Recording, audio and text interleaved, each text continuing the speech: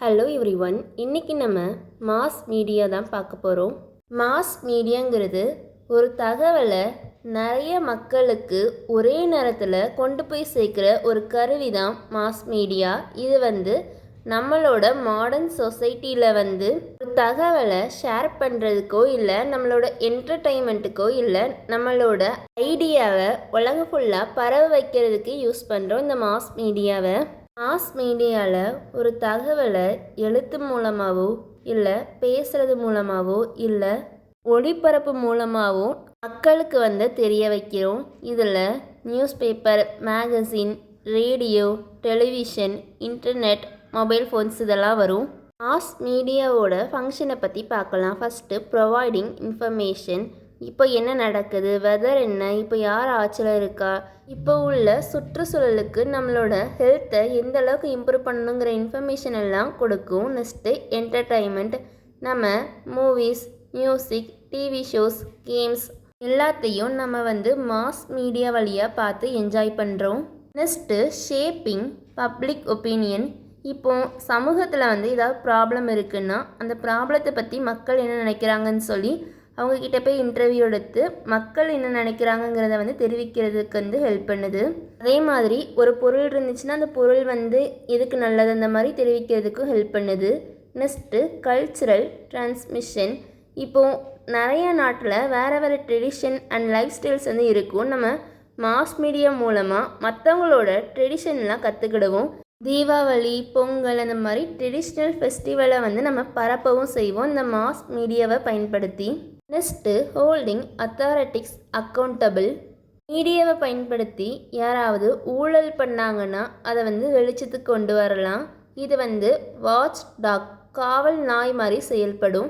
Next platform for discussion. Media வழியாக நம்மளோட opinion and வாதங்களை எடுத்துரைக்கலாம். மாஸ் மீடியாவோட கேரக்டரிஸ்டிக்ஸ் பண்புகளை பற்றி பார்க்கலாம். மாஸ் மீடியா நிறைய மக்களை சென்றடையும்.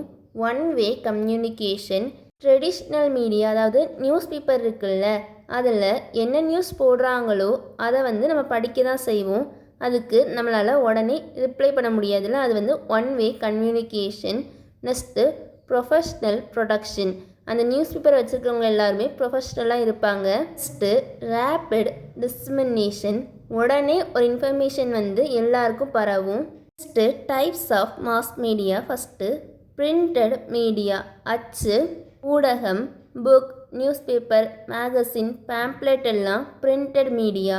ப்ராட்காஸ்ட் மீடியா, ஒளிபரப்பு மீடியா, ரேடியோ, டெலிவிஷன் அதெல்லாம் ப்ராட்காஸ்ட் மீடியா.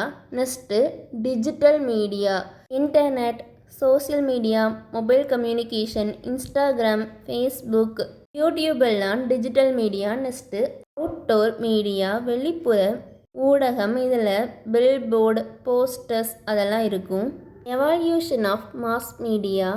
மாஸ் மீடியாவோட முதல் படிங்கிறது பிரிண்டட் மீடியா, அச்சு ஊடகம். அது 15வது செஞ்சுரியில் வந்திருக்கு. நெக்ஸ்ட்டு ரெக்கார்டிங், சிடி, டேப்ஸ் எல்லாம் 19th செஞ்சுரியில் வந்திருக்கு. Cinema, radio, television, internet, mobile ஃபோன்ஸ்ன்ட்டு படிப்படியாக வளர்ந்துருக்கு இந்த மாஸ் மீடியா. மாஸ் மீடியாவோட இம்பார்ட்டன்ஸ், முக்கியத்துவத்தை பற்றி பார்க்கலாம். மாஸ் மீடியா உலகத்தில் உள்ள எல்லா மக்களையும் கனெக்ட் பண்ணுது, விழிப்புணர்வையும் கல்வியையும் பரப்புது, மக்களை சமூக பணியில் ஈடுபடுறதுக்கு ஊக்குவிக்குது. அதாவது ஓட் போடுறதுக்கு, சுற்றுச்சூழலை சுத்தம் பண்ணுறதுக்கெல்லாம் என்கரேஜ் பண்ணுது. நம்மளோட கல்ச்சரை மற்றவங்களோட பகிர்ந்துக்கிறதுக்கு உதவுது. எமர்ஜென்சி சுச்சுவேஷனை சொல்கிறதுக்கு உதவுது. இப்போ ஃப்ளட்டு வருதுன்னு மக்களுக்கு தெரிவிக்கிறதுக்கு உதவுது. மாஸ் மீடியா ஒரு இன்ஃபர்மேஷனை ஷேர் பண்ணுறதுக்கும் கற்றுக்கிடுறதுக்கும் என்டர்டெயின்மெண்ட்டுக்கும் சொசைட்டியை தூண்டி விடுறதுக்கும் ஹெல்ப் பண்ணுது. இது மக்களை ஒருத்தரோட ஒருத்தர் இணைக்குது. இது நம்மளோட ஒப்பீனியனை ஷேர் பண்ணுறதுக்கு ஹெல்ப் பண்ணுது. அவ்வளோதான். தேங்க்யூ. தேங்க்ஸ் ஃபார் வாட்சிங்.